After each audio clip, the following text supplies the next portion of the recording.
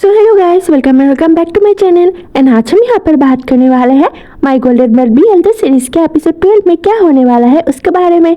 तो जैसे कि ये एपिसोड इस सीरीज का फाइनल एपिसोड है, तो इस एपिसोड में हम इस सीरीज का यानी तोंग और मार्क के लव स्टोरी का एक हैप्पी एंडिंग देखने वाले हैं।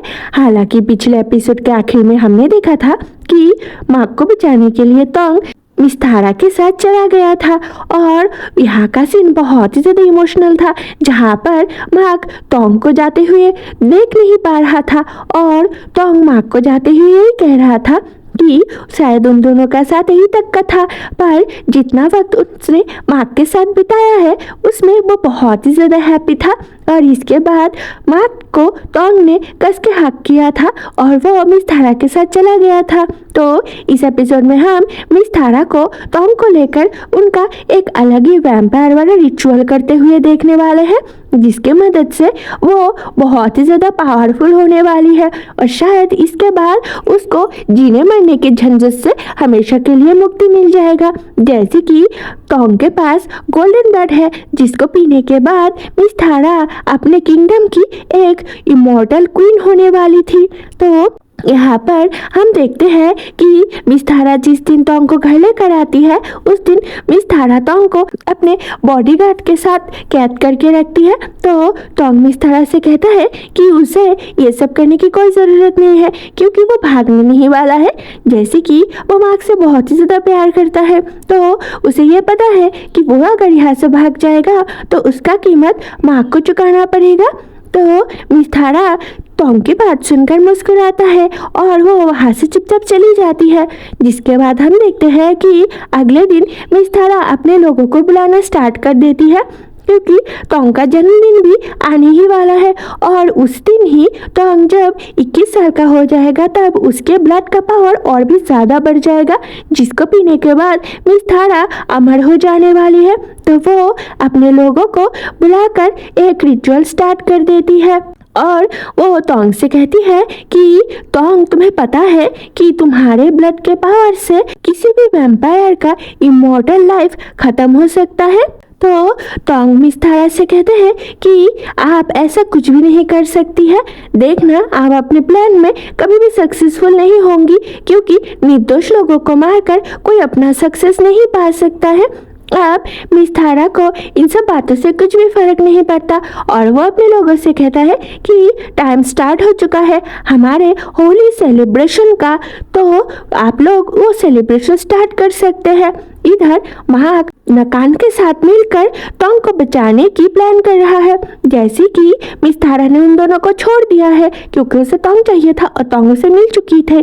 तो मिस थारा अब मार्क और नकान पर अपनी नज़र रखे हुए नहीं था, तो मार्क नकान को लेकर मिस थारा के अड्डे के लिए निकल जाता है और वो नकान के साथ मिलकर एक प्लान भी बनाता है जिसके बारे में वो नकान को बताता है। तो नकान गाड़ी में बैठा हुआ था मार्क के साथ, तो वो उससे पूछता है कि तुमने जो ये प्लान बनाया है क्या ये सच में वर्क करेगा। तो नकान की ये बात सुनकर मार्क उससे कहता है कि ये वर्क करेगा या नहीं करेगा इसका तो मुझे कोई पता नहीं है और ना ही ये मैटर करता है, पर हमारे पास सिर्फ यही एक मौका है जिससे हम बच सकते हैं और हम तोंग को भी बचा सकते हैं। इधर यहाँ पर मार्क को लेकर मिस थारा का रिचुअल स्टार्ट हो जाता है, जहाँ पर शायद कुछ गड़बड़ हो जाता है, जहाँ पर इसीलिए हम ट्रेलर में देखते हैं कि मिस थारा के जो लोग हैं वो जमीन पर बेहोश पड़े हुए थे। अब ये लोग बेहोश पड़े हुए थे या ये मर चुके थे इस बारे में तो मुझे ठीक से पता नहीं है, पर तोंग मिस थारा से कहता है कि मार्क रास्ते में ही होगा, आप जो सोच रही है वो आप बिल्कुल भी नहीं कर सकती और आप अपनी एक भी उंगली से मुझे टच नहीं कर सकती। तो आपका जो प्लान है और जो आप करना चाहती है वो बस यही तक ही है, आप कुछ भी नहीं कर सकोगी। तो तोंग की ये सब बात सुनकर और अपना प्लान फेल होते हुए देखकर मिस थारा को बहुत ही ज्यादा गुस्सा आ जाती है और वो तोंग से कहता है कि तुम लोगों को कभी अक्ल नहीं आएगा और तुम सुधरने भी नहीं वाले हो ना। पर शायद इतने वक्त में वहाँ पर मार्क और नकान भी आ जाते हैं और उन दोनों के साथ मिस थारा के लोगों का बहुत ही बड़ा फाइट हो जाता है, जिसमें तोंग भी उनकी मदद करता है।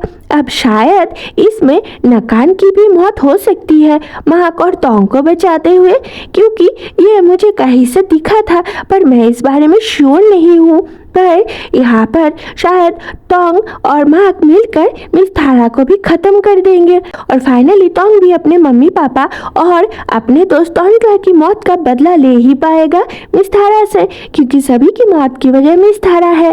तो ये सब खत्म होने के बाद मार्क तोंग को अपने साथ वहां से लेकर जाता है और वो दोनों इसके बाद हैप्पीली रहने लगते हैं। अब यहाँ पर एक ट्विस्ट आने की चांस है, जहाँ पर हम शायद ये देखने वाले हैं कि मार्क तोंग की तरह नॉर्मल हो जाता है और उसका वैम्पायर वाला पावर खत्म हो जाता है और वो तोंग के साथ एक नॉर्मल इंसानों की तरह रहने भी लगता है। जैसे कि तोंग का खून पीने के बाद मार्क में थोड़ी बहुत इंसानी जज्बात और फीलिंग्स पैदा होने लगे थे और अब उसे इंसानों की तरह दर्द भी होता था और बुखार भी होता था।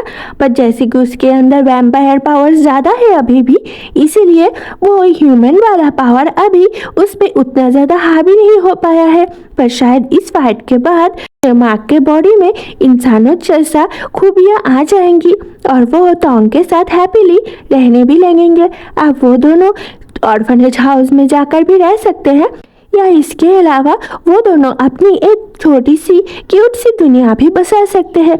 अब इन दोनों में क्या होने वाला है ये तो मुझे ठीक से पता नहीं है, क्योंकि मैंने इस बारे में ना तो ट्रेलर में और ना ही कहीं से भी कोई इन्फॉर्मेशन कलेक्ट कर पाई हूँ।